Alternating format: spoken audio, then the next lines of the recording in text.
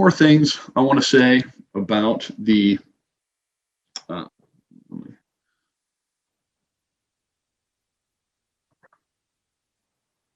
AI assistant, because truly this is such a game changer. Is You can set the AI assistant to with the very similar settings that I just went through with the smart plans, right? So you're going to be able to have the AI assistant engage with whom you would like for it to engage with, and leave alone who you like it to leave alone. You know what I'm saying? If you don't want your AI assistant engaging with your past clients, that's okay.